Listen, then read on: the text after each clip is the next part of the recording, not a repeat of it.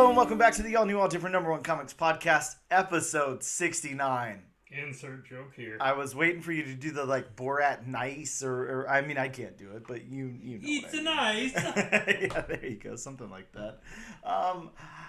I'm Dan, that's Bob. Say hello, Bob. Hello, Bob. We are a weekly comic book podcast where each and every episode we take a look at a first issue, newly released comic book, break down the story and art, give it somewhat of a review, and let you know if we think that you should move on to issue number 2 or not.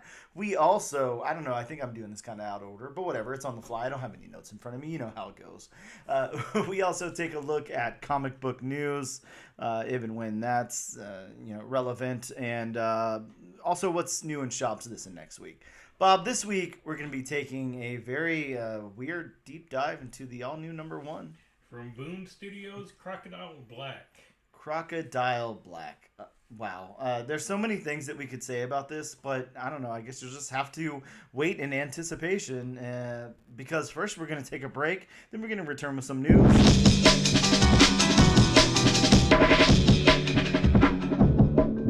And we are back with episode 69. That's right, Bob. I'll just, as many times as I can say it, I guess. Just leave it right. Just don't go any further. I'm not. We're back, and we're here to talk about some news. I don't know, Bob. It's news light again. There's not anything too big, but your best friend in the world of comic book and movie news has, put out some information this week. So that helps. But before we get to that, we're going to talk about Bob Iger because, Because why not? Because the Disney CEO is in the news. Bob Iger has vowed that Marvel Studios will release no more than 3 films and 2 series a year going forward, as he admits to focusing on more quality than quantity. As he commits to focusing on more quality than quantity. 3 films? Wow, that kind of seemed like a lot, considering how long films take to make. Yeah, it does kind of seem like a lot, right? And Marvel hasn't been doing that the past couple of years anyway. I know. It's like they took a step back and now...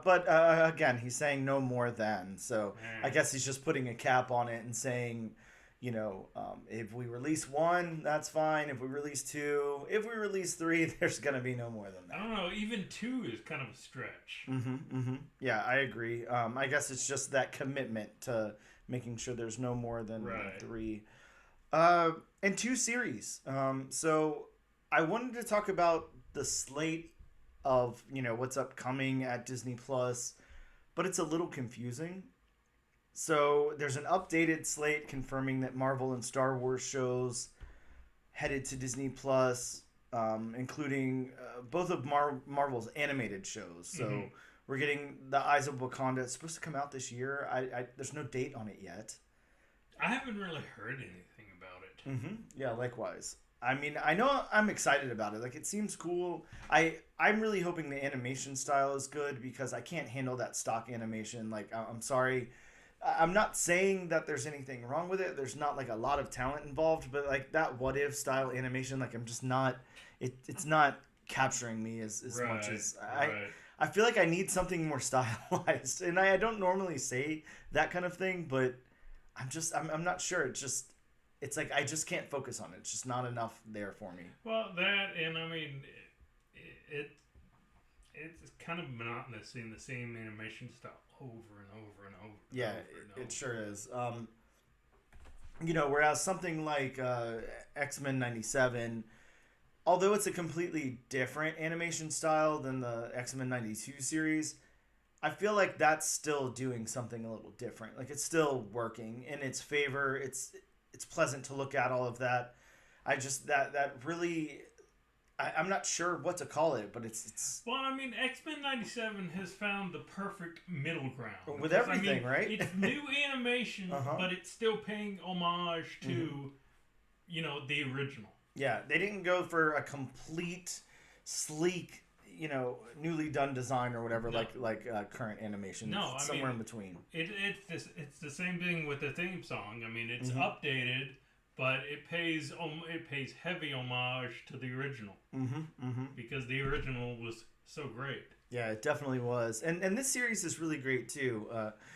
You know, as a side note, of course, we're talking about their slate here of upcoming stuff, but I don't know. I think that, you know, Marvel should really, really try to focus on why this is doing so well and take notes from that. Because I think that there was a lot of people out there who didn't want this to do well, or maybe not. Maybe that's a stretch to say didn't want it to, but like, you know, we're kind of going in at it with that mindset that it's not going to be good. And they were proven wrong. You know, at the first, I remember the backlash of, you know, just the first episode.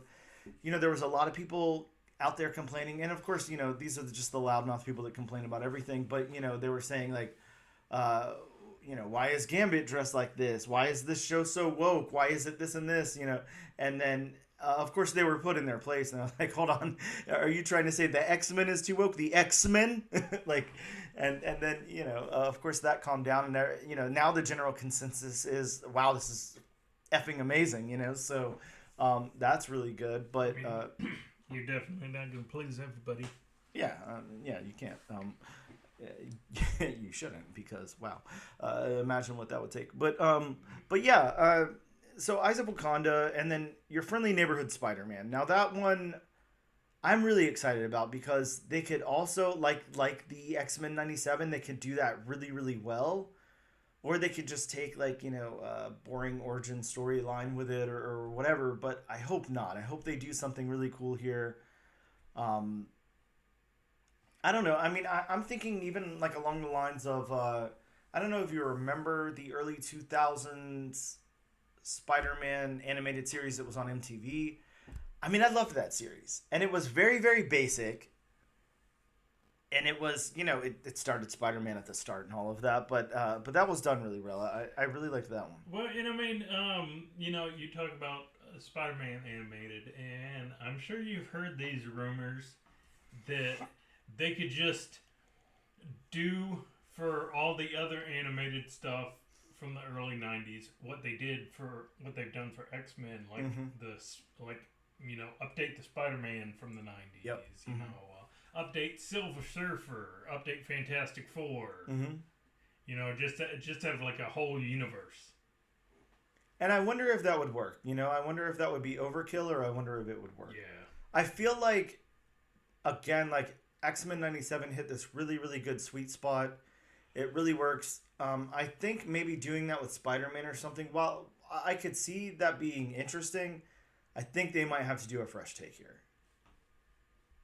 I don't know though. I'm unsure. I mean, obviously we won't know anything until it comes out and we see it. But also, we're supposed to be getting the live-action Agatha series that's, you know, now changed names a billion times. But that is supposed to come out this year. I'm really excited about that. Like I really, really liked what she had going on WandaVision. I'm really interested to what it's going to be. I mean, is it just going to be like a dark, telling about the Darkhold and, you know, the early days of the witches? Or I'm interested to see what it's going to be about. See, I hope so. I mean, that would be perfect. If not, that's fine, but it's got to heavily involve the Darkhold. Like, they need to really bring the Darkhold out to the masses, have people understand the Darkhold, the different spells and stuff that are in it. Like, it should be the focus. Well, I mean, one of the titles was the Darkhold Diaries at one point, so maybe we can maybe they can actually do Cthulhu and Cthon. Yeah, that would be great. Yeah, I'm really hoping so. I have really high expectations for that series. I will say that. Never a good thing to do, you know, have high expectations for something. You should always have the lowest possible and then just be happily surprised when it turns out good. But yeah, I don't know. But that's kind of, you know, what's on the docket for this year so far.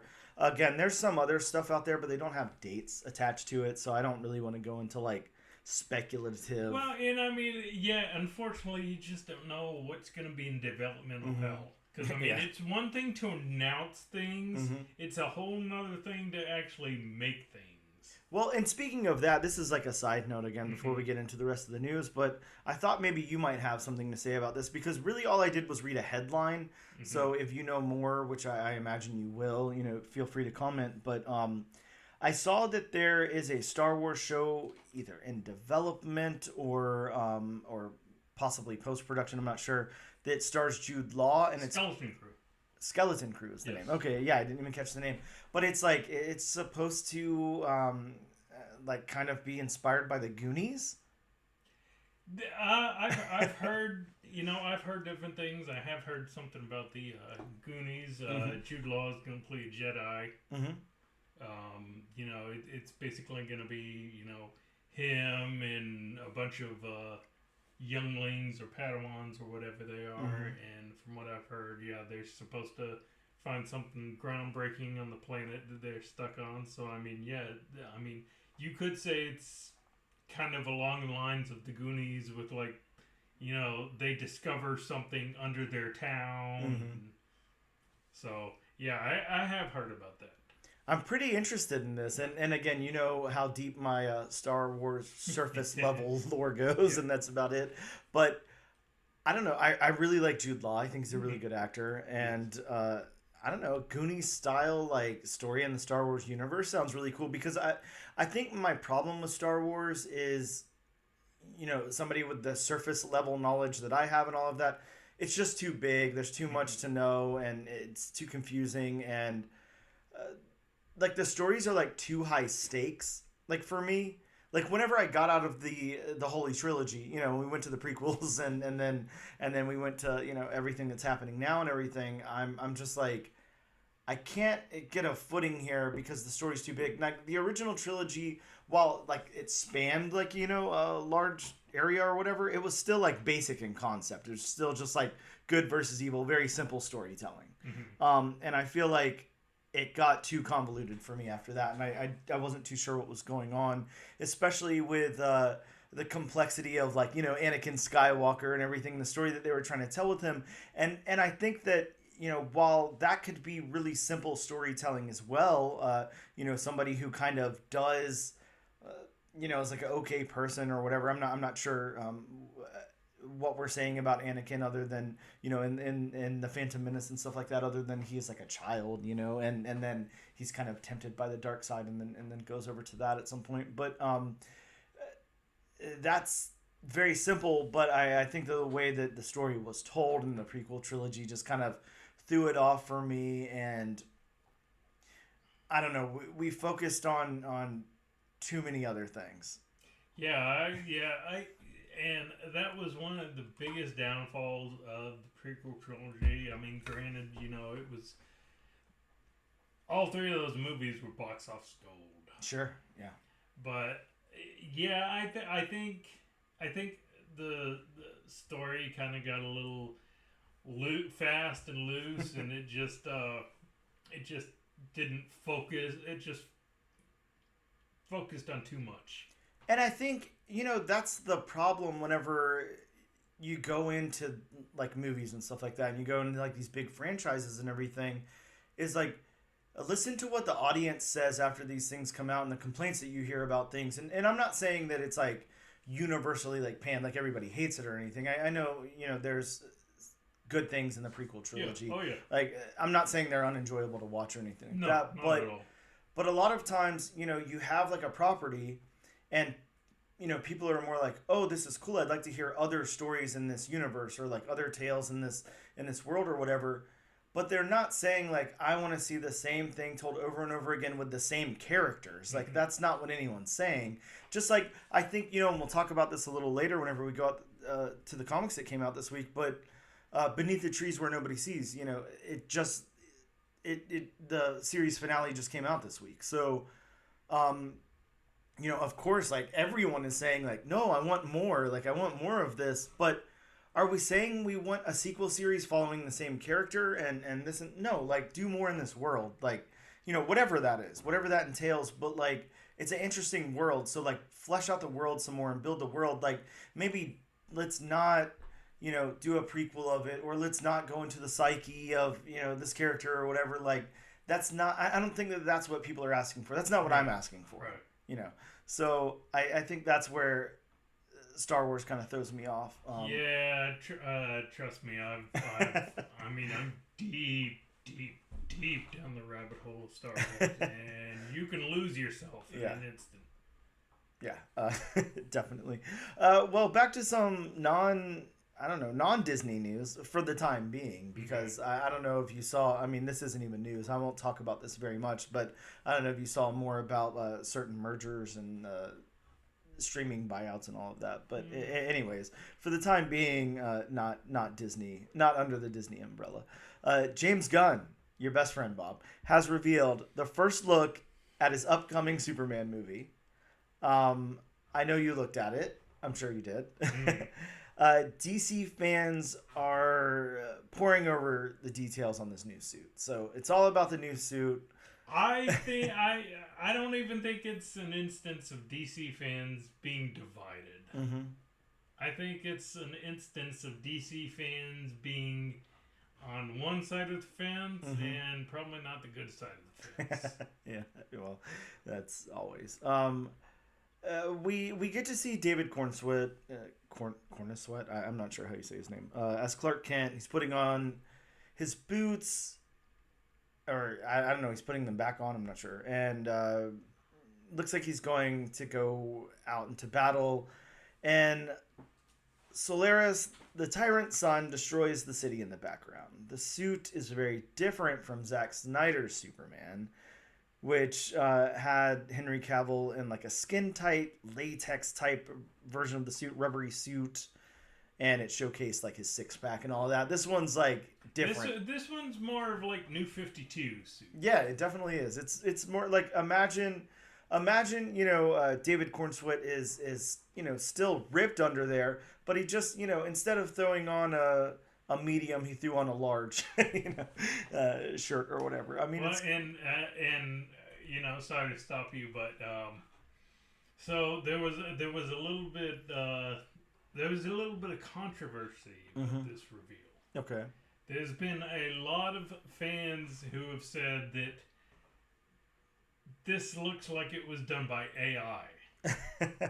I mean, I guess it wouldn't be the first time that DC has used AI on something, but or Marvel for that matter. I mean, they definitely used it at the beginning of oh god, what was that show? I don't know. Anyways,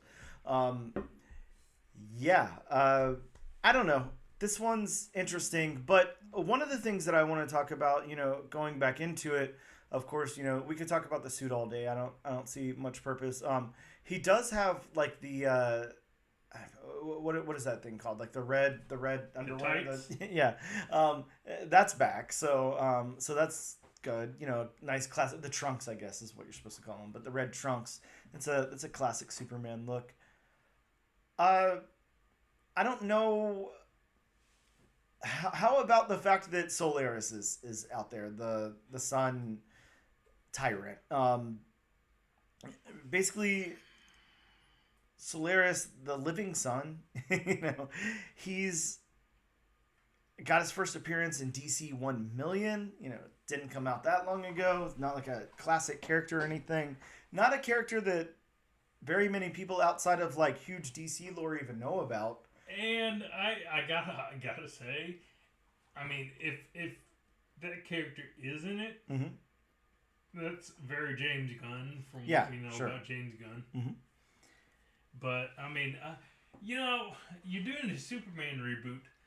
Why do you want to go that obscure a villain? True. I'm with you, but I'm also on the fence. Like I feel like. I complain way too much about Batman and the Joker for me to say, something like that. So I do like a fresh take or something different. I mean, we both know Lex Luthor is going to be in it. Yeah. And I mean, there's other villains who are rumored to be in it. So I'm sure Solaris won't be the big villain, but that might be a little too obscure, because unless you're a big Superman fan, I'm sorry, I didn't even know who that was. I guess here's the question though: does it matter? Like, do you have to go into the movie knowing the villain like in and out, or like as long as they put a good story on screen, like does it matter?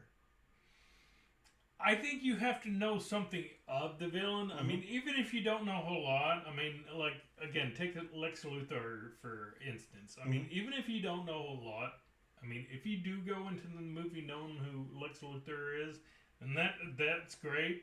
But, I mean, at the same token, like you said, you know, I think it's more of how that character is portrayed and how that character is written.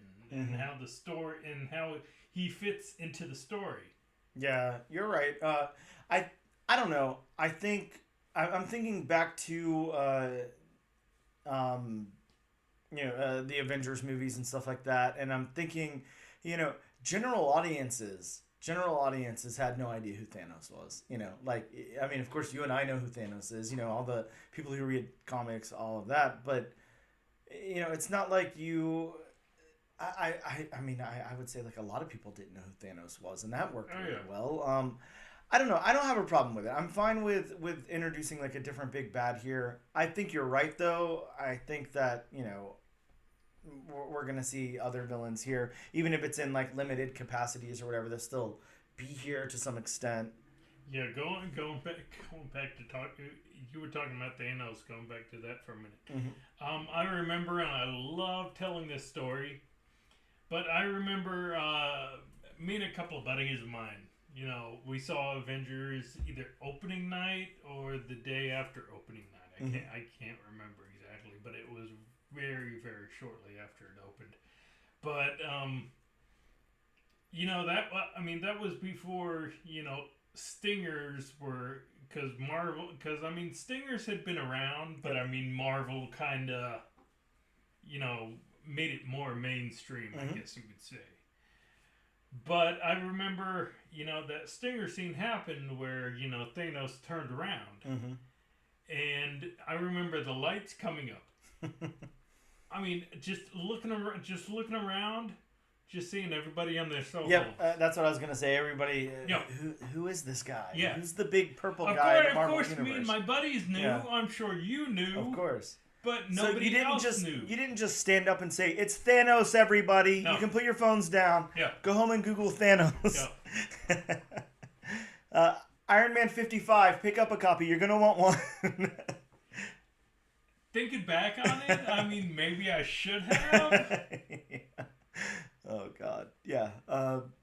Fun though. But yeah, going back to this, you know, the last thing that I want to say about it is, Bob, I don't know if you've looked.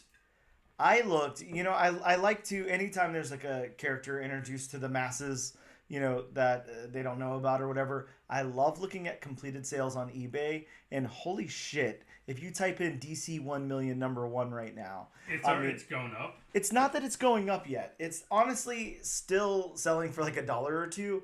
But I mean, since this poster came out or reveal came out or whatever, I mean, it is sold like crazy. Like everybody's picking up copies of it. I have seen it on the hotkeys category on key collectors. That it's #1 on key collectors, and yeah, that's the reason why. Yeah, yeah, definitely. So I don't know. I mean, that's really all I got for news. Again, it's a pretty news light week. You know, we're just talking about that reveal and then all of that. Yeah, I think that'll kind of wrap it for news, and we'll take a quick break, and we'll be right back to talk about some new books that came out this week.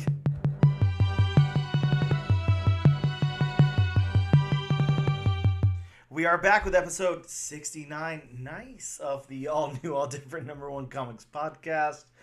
Let's talk about some new books that dropped this week in local comic shops. I don't know, maybe you still got time to go pick some up. Bob, before I get into that, of course, you know, Free Comic Book Day just happened this past Saturday. Yep. I don't know. Neither one of us were able to attend because, God, you know, when I went to pick up my books yesterday, some of the staff there was just talking about how people were, you know, already lined up at like, you know, 7, 8 o'clock in the morning. For what? I don't get it. For some free comics, that's crazy. I know. I just don't see. I mean, I'm not saying that there hasn't ever been like any that were like, worth it, but come on, like these things are printed like crazy. There's like a billion copies of all of them out there. And like, it's one thing to get there like 6-7 in the morning, so you could be first in line. mm-hmm. But you better know exactly what you're getting once you walk in, or else getting there, being first in line, isn't gonna mean anything. Yeah, it means nothing. No. It's almost just like I love. I love picking up my comic books on Wednesday morning, right when the shop opens and all of that. I've always been a fan of that. I've done that, as long as I can remember. But it's, as well as I do, especially, going to the shop that we go to. I mean, for one thing, there's a pretty good guarantee that, no matter what time you get there or whatever, like you're going to be able to get what you need to get. Mm-hmm. There's plenty of copies ordered of everything. And on top of that, luckily, I will say, our local comic book shop owner is not one of those douchebags that's going to let somebody walk in and grab the entire stack of something that's the hot book that week. He'll be like, you can get like one or two of those and put the rest back. So, we don't really have to worry about, Wednesday warrior speculators like that at our local shop.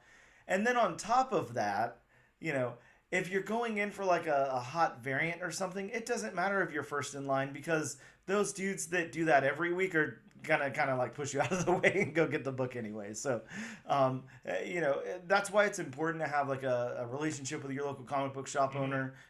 If you know of something like the night before, or like a week before, or something that you really want that's going to be hard to get, like, if you have that relationship, you can call them or email them or whatever and say like, hey, if it's possible, can you hold this for me? That works really well for me. So I don't know. I can't imagine, waiting in a line that long for something like that. It's like on the other side of the coin, I have, some friends who are really into record collecting, and Record Store Day happens once a year, and they do the same thing. I mean, they don't give away free records. They have like exclusive records that are printed for Record Store Day. They're like insane. I mean, they cost, anywhere from like regular pricing to like, $200 or something for a record. And I mean, people are like camped out overnight to get these things because they just, whatever. But yeah, crazy stuff. Anyways, new comics that are out this week. From Marvel, we had Amazing Spider-Man. And okay, let me do a disclaimer here really quick. Bob, if you'd like to do my disclaimer time music. No. But yeah, a quick disclaimer on Marvel. A lot of these are Blood Hunt tie-ins. Mm-hmm. Blood Hunt is really, really big right now. And I will say this. Let me stand on a soapbox for a second. A lot of people in comics complain about events. They complain about tie-ins. They complain about all these books and everything. Like, I'm sorry, Marvel is really doing it right this time. Even though there's 8 billion books tied into Blood Hunt and everything, this event is amazing. It's written really, really well. They've really crafted something really good here, and I have no complaints whatsoever. Like, this is a really good story.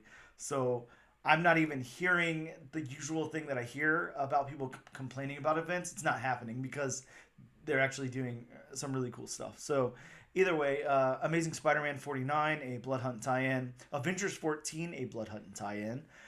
Blood Hunters #1, of course, a Blood Hunt tie-in. But this one has the first team appearance, and it's got of the Blood Hunters, and it's got Dagger, Manwolf, Hawkeye, and Hawkeye's mustache. And that is a real thing. Hawkeye has a mustache in that issue. So spoiler alert. But they kind of Human Torched him, and he's got that weird wacky mustache. But Doctor Strange 15, and this is also a Blood Hunt tie-in. This takes place directly after the events of Blood Hunt #1. So your reading order should be after you've read Blood Hunt #1, you read Doctor Strange, just so everybody knows, because I don't know if that information's like out there in any capacity. We have Dracula Blood Hunt #1, that is a Blood Hunt tie-in. And we've got Strange Academy Blood Hunt #1. This one has the first appearance of Pia. And we have Venom 33, which is a Blood Hunt tie-in. Outside of Blood Hunt stuff, we have Giant Size X-Men, issue #1. Not that Giant Size X-Men. Are you sure? This one's got the first appearance of Maze, a new villain. Over to Image, we've got Ain't No Grave. We've got the Energon Universe Special 2024. This is the same exact book as the Free Comic Book Day book, but If you weren't able to get a copy or whatever, I guess you can buy a copy now. I don't know. It's actually a really important book of all that stuff. It's got, some really important stuff in there. So definitely pick that up if you're into that kind of thing. The Last Mermaid, issue number 3. Holy shit. I can't wait to see what happens. Derek Kirk Kim introduced this crazy post-apocalyptic world in the first issue and then broke everybody's heart in the second issue. So I can't wait to read what happens in this third issue. I assume crazy stuff. Transformers, issue number 8. Geiger, number 1. Redcoat, number 1. And Rook Exodus, number 1 all have second printings out this week. So if you're interested in any of those, the second printings are out. From Boom Studios, we got Armory Wars, No World for Tomorrow, issue number 1. The final series in the saga there of Claudio Sanchez's Armory Wars saga. From DC Comics, we got Batman 147, Boy Wonder number 1, Suicide Squad, Kill Arkham Asylum, issue number 4. I don't know. I don't have those notes in front of me. All of these have some weird code to get some weird thing in a game. Let me just ask you, how many copies of Boy Wonder number 1 did you pick up? I only picked up 1. Okay. But I did pick up 1. Junie by cool stuff. From Dark Horse, we got Monsters Are My Business and Business is Bloody, issue number 2. That's the Colin Bunn book. We got The Oddly Pedestrian Life of Christopher Chaos, issue number 9. As I said before, from IDW, the series finale of Beneath the Trees Where Nobody Sees, issue number 6. We got Teenage Mutant Ninja Turtles, Black, White, and Green, issue number 1. Really stoked about that.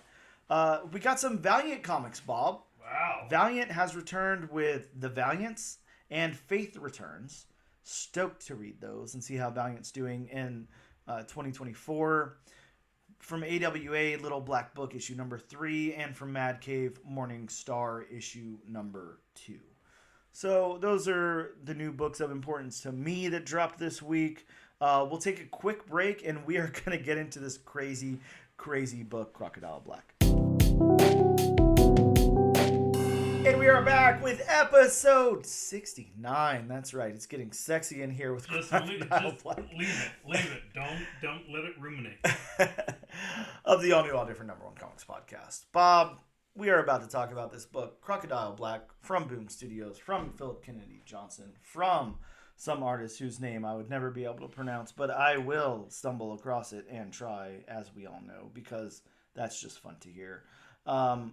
Like I said, Boom Studios, trying to type in the name of the book and talk at the same time is very, very fun. Can you walk and chew gum? I don't think so. Okay. Not that, wow, I can't spell crocodile and talk at the same time, apparently. We live in Florida. Do we, though? There's plenty of crocodiles here, I guess. But, yeah. No, I think there's plenty of alligators. Oh, yeah. Well, I guess you're right. Because there is a difference. Is there, though? I mean, what's the difference between a crocodile and an alligator? I know there's a difference, but I don't know what the differences are. I don't know what the difference myself is. I know... We're bad Floridians. That's what the difference is. I was going to say... Hey, I mean, it's Alligator Alley. It's not Crocodile Alley. Oh, true. Tune in for our bonus episode. What's the difference between an alligator and a crocodile? Dropping next week. Anyways, back to Crocodile Black, #1 from Boom Studios. What makes someone turn to crime, especially in a modern pandemic-riddled dystopia? Danny, a seemingly mundane young man, lost in escapism with a spiraling lack of control over his life, witnesses something during a delivery job that will change him forever, turning things as dark as the black crocodile skin boots that he can't take his eyes off of. In this criminal thriller from Eisner-nominated writer Phillip Kennedy Johnson and rising star artist Somnath Pal, the morally gray turns to cold-blooded murder. So that is our synopsis from Boom. We can talk about these creators for just a sec. Again, there's probably not going to be much of a reason to. We know Phillip Kennedy Johnson. Which again, just real quick, I don't know if you saw, but in the book itself, it just has illustrated by Psalm. I did see that. Because they were like, no one's going to be able to pronounce this guy's name. But I tried. or this person's You did name, a good job, actually. maybe. Phillip Kennedy Johnson, Action Comics, Incredible Hulk, Alien, The Last God, Green Lantern War Journal, Smoketown Alien, 007 from Dynamite, 007 for God and Country, The Last Sons of America, Marvel Zombies Resurrection, Superman. I don't know. Anyways, the list goes on and on. He's done some stuff. Just a little bit. From Somnath Pal. Again, they said up and coming superstar or whatever words they used. He's done Briglands. Sorry, they've done Bricklands. I'm not sure of the creator's gender, but they've worked on a single issue of Bricklands back in 2017. So looks like Somnath has not done a lot here, but that's okay. New to the game is still to the game. Still more involved in comics than we are, so I can't complain. I'm going to go over my retelling of the book here before we get into our Please do. Crocodile Black opens with a character who seems to be a hitman or just a dude with a vendetta shooting a few people with a big green snake following him and blood-soaked crocodile skin shoes. Flashback to a month earlier, Danny, our main character, sits in his room watching cartoons till it's time to go out and make some deliveries. As Danny walks out, a mysterious red squiggly line drawing appears in his kitchen, and it's completely unaddressed. Danny calls his doctor, who's helping him. Danny calls his doctor, who's helping him deal with with his severe obsessive disorder. We learn that the red squiggly line drawing is someone named Maddie, who is apparently something Danny only sees. Danny delivers food to a Mr. Black, who is seemingly dead in a chair. We notice his black skin crocodile boots. Danny takes his wallet and then drives home. Danny talks about his day with his family around the dinner table, and then we see him have some of his hallucinations. Danny's dad asks him about drawings in his room, which proves that he's been going through his stuff. And he wants to know why the drawings he has of his brother Maddie, so now we figure out that Maddie is Danny's brother, are on a bike. Danny leaves home, and we go to a bloodbath scene, and intercuts with Danny taking crocodile skin boots. The cops notice the distinct boot prints all over the scene, and that wraps up the book. This is a crazy book, Bob. Let's get into it. I know we both have opinions here. Let's get into the story beats. How did you feel the story beats worked here? I definitely want to hear what you say. Because wow, actually, for the most part, the beats actually worked for me. Mm-hmm. I mean, you had that, at the very. Now, I will say that switching over from the past to the present. I mean, always, especially so soon without any context, is kind of jarring. I mean, for me, it really didn't slow down the beats that much. Mm-hmm. So, I mean, yeah, to me, these beats actually work. I'm gonna go not on the opposition. Mm-hmm. I'm not gonna say they didn't work, but I read this book last night for the first time. Mm-hmm. It was pretty late, it was like post dinner, whatever. So I mean, you were tired. Yeah, sure. I was like, what the hell did I just read? What is going on here? I can't comprehend any of this. Was this even a comic book? Mm. If this was only based on my first read, this would be like very, very bad. I would say, at least for me, I typically read all of these more than once anyways, but yeah, this wouldn't work for me on a first read at all. I feel like the beats do work. It's not that they don't work. I don't see why they're done this way. I don't see the benefit of telling the story in this way, of doing the beats like this. I mean, I'm sorry, I'm just going to say this like out front. If you time hop, like, you need to label it. Like, it needs to be like clearly labeled yesterday, tomorrow. I know there's like a month earlier and a month later type of thing going on. That doesn't do it enough for me. I have no clue. I'm very lost here. Now, if that's supposed to like add to the mystery and everything, like, okay, I'm fine with it. But like, I still like being, with my level of comprehension, the way it is or whatever, it didn't particularly work for me. It was a little confusing, a lot confusing, I will say. And I think that I'm fine with the beginning because we see that who I'm assuming, and tell me if you think I'm wrong, is Mr. Black at the beginning, or is it Danny at the beginning? That I was a little confused about. That I must say, okay, I need a little bit of help on. I think the only thing I'm guessing it's supposed to be Danny, and the reason that I say that is because he's got the mask on. I think that's the only thing that helps us see that it's possibly Danny. Right. But I do think it's Danny. But I don't know. I think at some point here we should be seeing Mr. Black doing what he's doing. I'm not sure. I don't know. It's just a little confusing. Maybe the point isn't that Mr. Black is an assassin. Maybe the point is that he just had cool boots and Danny wanted to be somebody else. I'm not too sure. Maybe it'll unfold throughout the rest of the issues. But I don't know. The time hopping just really kind of confused me. And this, I do truly feel like this is going to be one of those books where the more we kind of talk about it, out in the open air here, the more I'll comprehend. But I don't know. My comprehension on this was just a little weird. But how about the dialogue then? What did you feel about the dialogue? I will go first and say I think that it's a little tame, especially for Phillip Kennedy Johnson, who can do a little more with the dialogue.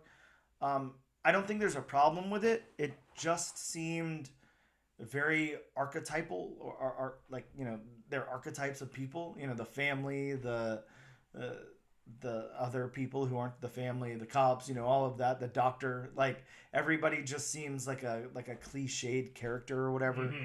I don't get the dad at all. I think what I'm supposed to understand here is that the dad is like fed up having to deal with Danny's disorder. Right. And he doesn't like that. I can't see like a loving family, around a dinner table with a dad acting like that and everyone being okay with that.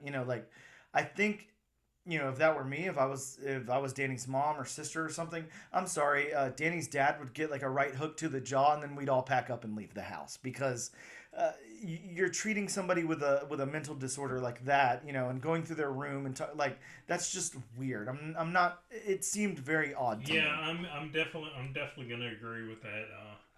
I get it, like in a nuclear family 1950s sense, you can't pack up the kids and walk out the door. Well, yeah, you have to deal with it. And I mean, it was a different era. Yeah, but this is obviously, modern 2019, 2020, day, yeah. Something like that. I think it's a little weird. Like, I don't understand the dynamic here. Yeah, I kind of agree with you. I mean, the dad was doing all that, and I was just thinking to myself, why?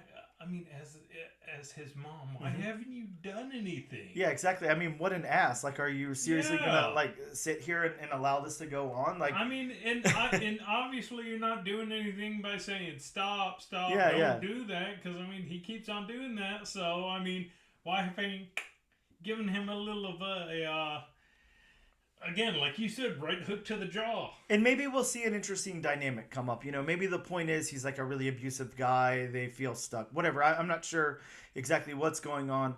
But in my mind, that's when you stand up and you say, hey, you're not going to talk to my son that way. You apologize right now, or else this game over.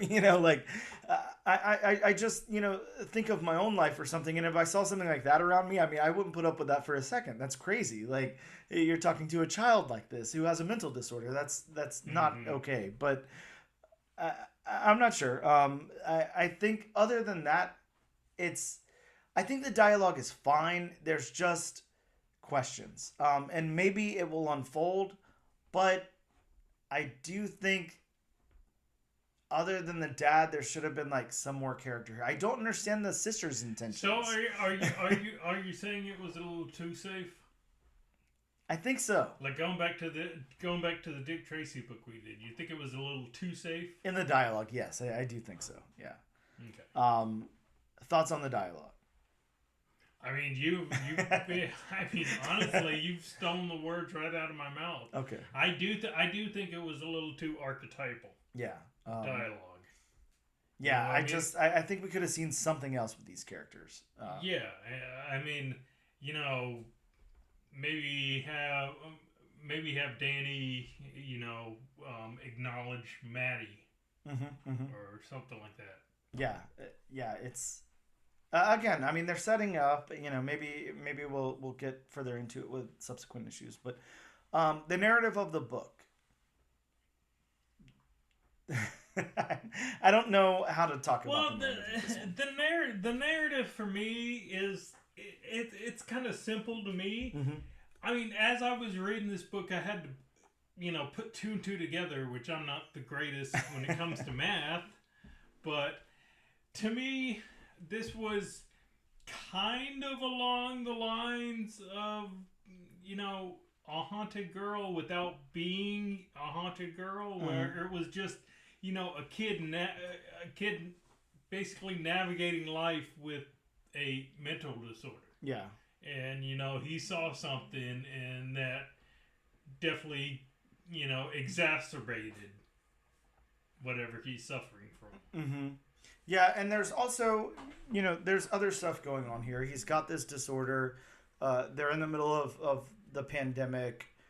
His brother, something's happened to his brother. Yeah. Either he's disappeared or hopefully not worse. But something's happened here. And we're supposed to be seeing the world through his eyes to a certain extent.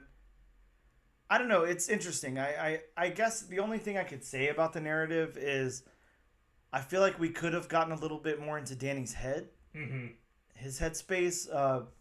We do get some of that on his phone call to the doctor and everything. I mean, there's a little bit of insight there. Mm-hmm. I don't think it's a failing on the narrative's part. I'm not going to say that, but I do think for the story that they are trying to tell, it's very interesting to see the chances they didn't take. I guess is all I want to say about the narrative. The world building. This is also going to be a really interesting one. We're in something that we're both very familiar with. We worked with the public during the pandemic, and I never know how to talk about the pandemic. I don't think we can say it's over, but it's definitely gotten a lot better from what it was. Yeah, we're not where we were, and I guess it's a continuously evolving thing, so I don't know. I can't say, that it's not ever going to get back to that. I certainly hope not, but hopefully it never. Hopefully it never gets back to what it does. Sure, what it was. I think possibly, and this is obviously a comic book podcast and not a science podcast or anything. But I don't know. We do need to look up the difference between a crocodile and an alligator. True, yeah. So we're reaching some corners there. We're going new places, but I do think that the way that disease or that kind of disease is supposed to work is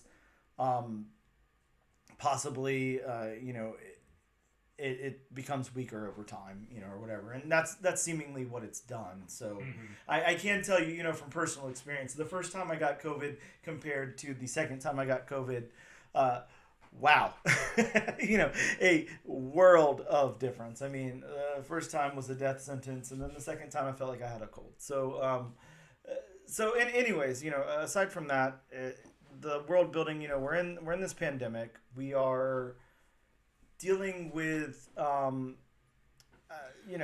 people making grocery deliveries and stuff like that, which is something that's also continued, but was very, very big back then, and also dealing with some mental illness, and we're dealing with I don't know, crime scenes and stuff like that. I think the world building works. It might be a little bit uncomfortable and too familiar, for my taste. But what did you think about the world building? I think at times the world building got a little confusing. I mean that hopping back and forth. I mean not knowing exactly which character was who. That got a little confusing. Yeah, sure. Yeah, I share that statement. I think all around, that's going to be something I'm going to say with the story, kind of blanket the story. Like, there's some odd choices being made, and a lot of it's a little confusing. Phillip Kennedy Johnson is definitely not like an archetype type of writer, so I'm confused with that. I have to think that it's for like the long haul. You know, there's a reason that he wrote it this way, Right. and it will unfold over time. I don't know how many issues this is supposed to be. You know, on League of Comic Geeks, they've only got 3 issues listed, so I don't know if it's supposed to extend past that or not. There's no way really for me to tell, but yeah, I don't know. It's interesting. How about the art? This is Psalm. You know, we'll just say Psalm. Psalm's really first series here. Again, other than you know, guest illustrating one single issue a few years ago. This is their first series. How about the characters? How did you feel about the character art? The art in general is where this book's going to shine for me. Mm-hmm. And I mean, this is just because this is some really good art, which I have a feeling, you know, you like this kind of art because I know, especially from Harrow County, and some of those, I mean, it's along the lines of that art style. Yeah. Without being the exact same art style. But I definitely I like the character designs. I mean, that, you know, I've got it open to a page where Danny's looking at his phone after picking up the groceries before he makes the delivery. And, I mean, just seeing the anger in his face. I mean, you just see, you know, that venom in his eyes, you know, his gritted teeth, you know, all the lines in his face. So, I mean, yeah, I like the character designs. I mean, you can pretty much tell everybody apart. I mean, the mom has her own look. The daughter has her own look. I mean, you can still tell they're related. So, yeah, I really like the character designs. Yeah, I think the character designs work well. It's like you said, it's a different take. It's not that stock type of big two take. Excuse me, sorry. That we, get in a lot of books or anything, but it's still. I think the only thing I could say about it is it's not very very stylized. It's different. It's definitely different here. The colors are really interesting to go along with the character designs. I know we're going to get into colors separately, but something about the colors with the character designs are kind of what makes it work for me. The combination of that, because I think back to something like whenever we covered Basic Instinct, and I really love Vanessa Del Rey's art a lot. I think it's really, really good, but I think that the problem that I kind of had with some of that was the coloring. It was very, very dark. This is very muted, but it's not dark in the same sense. So, yeah, I do think the characters work. We have to get into your background test.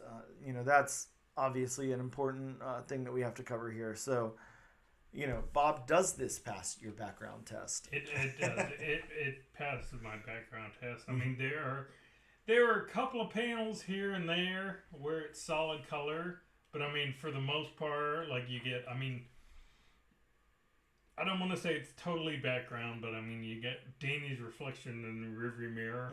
I mean, you can see all the gauges of, the car he's driving.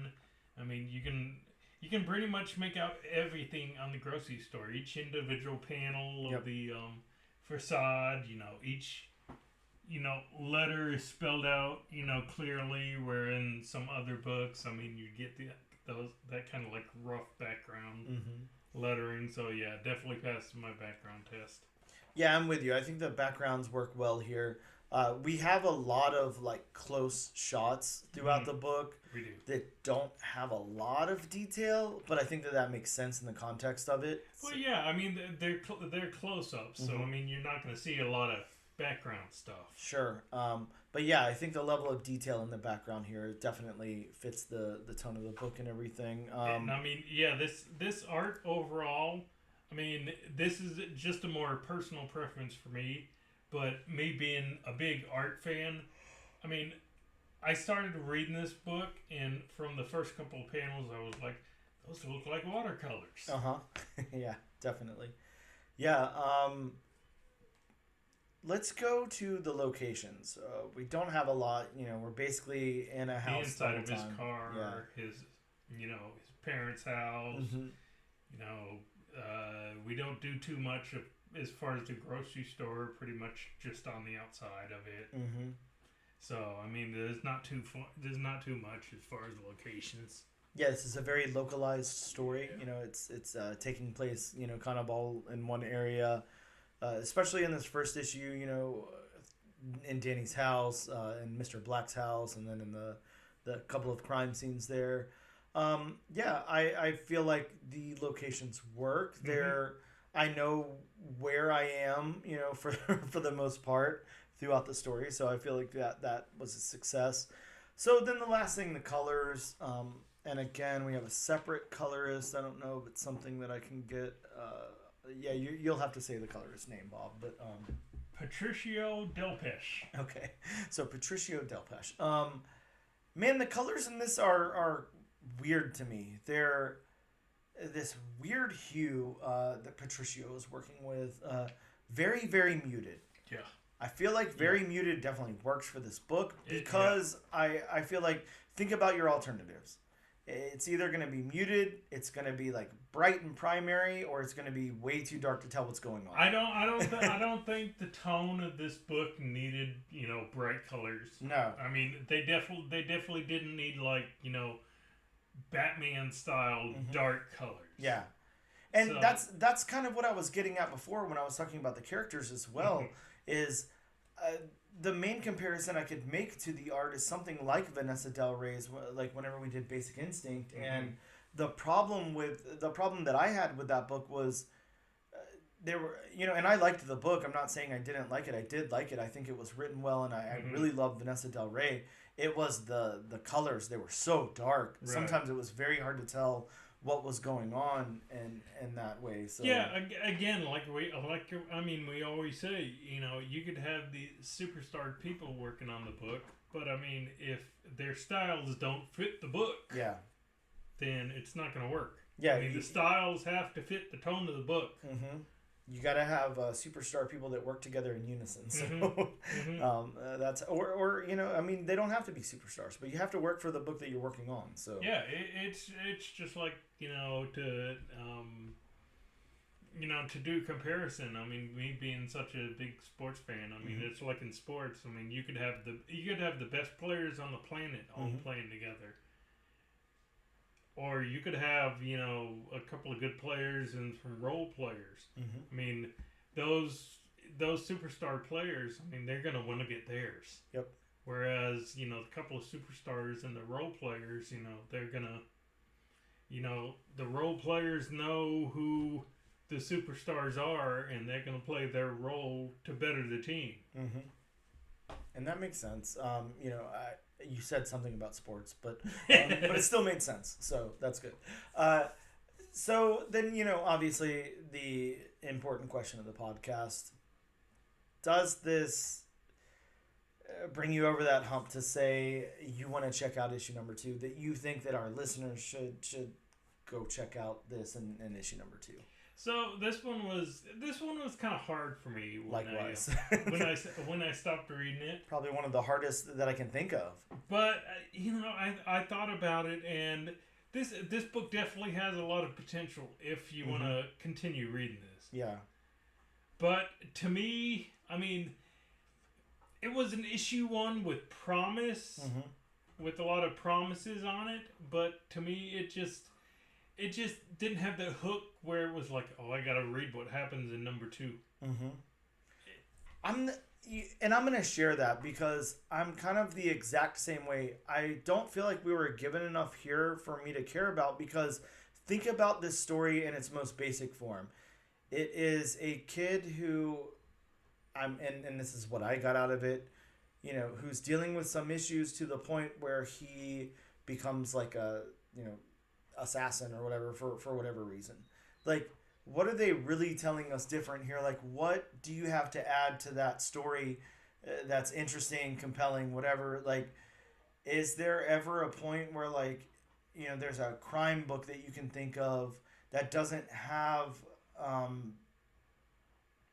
don't know, like, or I guess doesn't have isn't the right way to say it, but I don't know. There's just not really anything here for me in particular. It's just, I don't know what Phillip Kennedy Johnson is really trying to say here.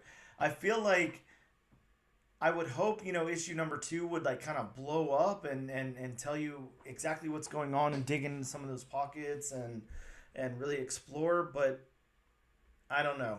I honestly don't feel like I could recommend this to anybody because I feel like, if I told somebody, hey, go check out this book, they would be very confused. And I don't think that it would make them want to read issue number 2. I think, for my personal, God, I can't think of words today, but, personally, I will pick up issue number 2 and crack it open. I'll give it like 4 pages. And if I'm not fully invested, I'll probably put it down, put it back in its bag and board and be done with it. But I don't recommend this book. Sadly. Again, I mean, and I'm not here. I'm not going to sit here and say it was a bad book because it wasn't. No, it wasn't. I mean, just for me, there was no hook. Exactly. In this issue 1. Yeah. You really do have to have some kind of hook. You have to have a reason for people to come back. What's the reason here? Now, and I will say this, because I mention this every now and again, after I write my stuff and everything, I try to look at reviews. This is reviewed very positively. League of Comic Geeks has this at a 100% right now. There's very high praise for this book. A lot of people are really into this. A lot of people really see, a lot of potential here. So I don't know. I'm not sure what they're seeing versus what I'm seeing. I'm not too sure. But yeah, just kind of wanted to throw that out there. That other people are really, really seeing something cool here. With that being said, let's go ahead and take a quick break. We'll get into the comics that are coming out next week, and we'll wrap this thing up.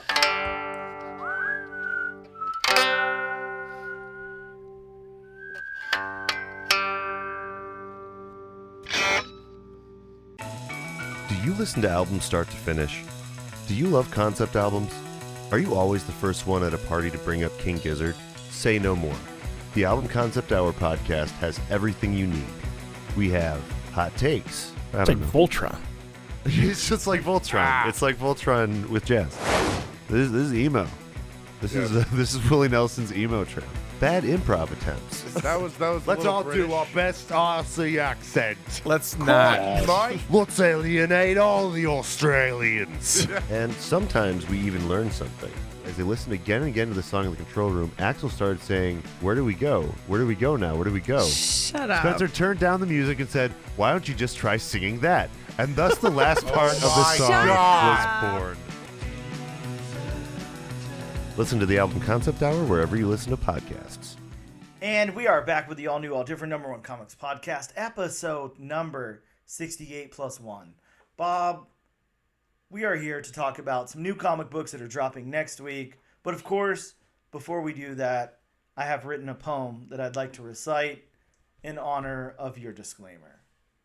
I would snap my fingers if I could snap my fingers. Roses are red, violets are blue. Bob, say your disclaimer before I cry too. Okay, that's a poem. I don't know. I was trying to think of something that rhymed with blue. Sorry. Anyways, yes, as always, Bob, it's disclaimer time with Bob. Look, I always say this in every week. These are just some of the books that are coming out, hopefully, next week. So if you want a more in-depth list, please consult elsewhere. Call your local comic shop. Dan's favorites, send a Harry Potter owl, smoke signal, whatever you gotta do. I'd say this week, and being around. Are you gonna add a new one? Yeah, it's so we learned this week that people line up, really early for Free Comic Book Day. Why not line up a week before Free Comic Book Day, camp out in front of your local comic book shop, and whenever the owner gets there, tell them that you want to know the plot synopsis of each and every single book that's coming out for the year, maybe. Go ahead and get it all in one shot. That way you can leave happy. I'm guessing people don't anymore, but like for movies, when you used to, or for releases of new a new game system or whatever. Yep. Whenever you drove by Best Buy, and you used to see people camping out in tents. The Walmarts and Best Buy on Black Friday and all that. Oh, yeah. Yep. Yeah, definitely. We have the internet now, Bob. You don't need to do that anymore. That's true. We have streaming services. We sure do. But, this is just going to be a small list from what I'm reading here. Mm-hmm. But starting off from DC, we have Outsiders number 7. Bob, we have the death of an unknown character. Could it be Batman? Only time will tell. I don't know, because there's 2 different Batmen in the background. What is it?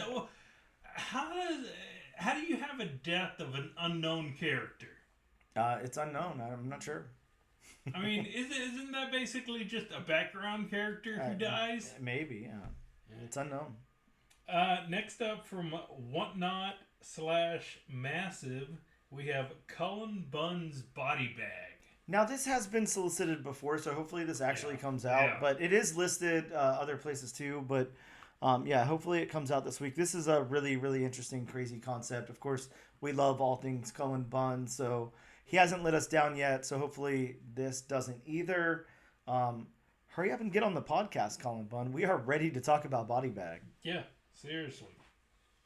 Next up from Marvel, we have Venom Separation Anxiety number 1.